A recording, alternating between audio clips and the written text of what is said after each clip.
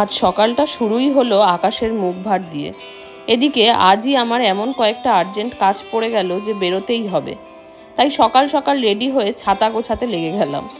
আমাদের বাড়িতে অ্যালেক্সার এক নতুন প্রতিদ্বন্দ্বীর আগমন হয়েছে, অথচ উনি আসলে আমাদের অতিথি। ওনার সব খাবার পারলে কেড়ে খায় অ্যালেক্সা। এদিকে যাকে নিয়ে এত কম্পিটিশান সে তো নিতান্ত গোবেচারা, শান্ত, কিছুই বোঝে না। মাঝে মাঝেই অ্যালেক্সা গিয়ে তার খাবার খেয়ে সাবার করে দিচ্ছে। ভাববেন না অ্যালেক্সা তার নিজের ভাগ থেকে বঞ্চিত।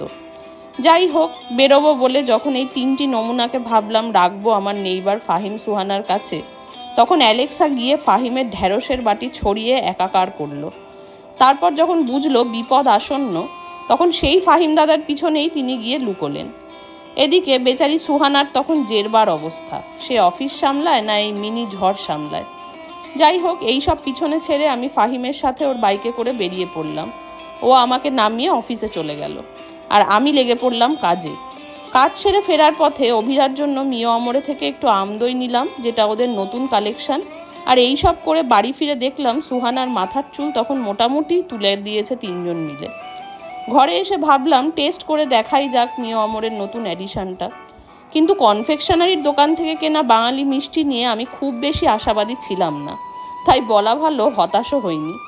একবার খেয়ে দেখতেই পারেন। অভিরাও ভালোই খেলো, ফুড কালারটা শুধু একটু বেশি ছিল।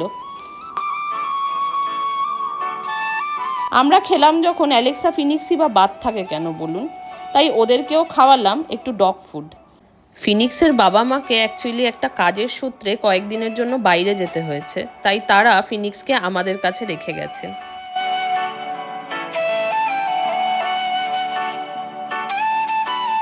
কিন্তু এই করতে করতেই দেখলাম আকাশে আবার সেজে গুজে এসেছে আর বৃষ্টি নামলো।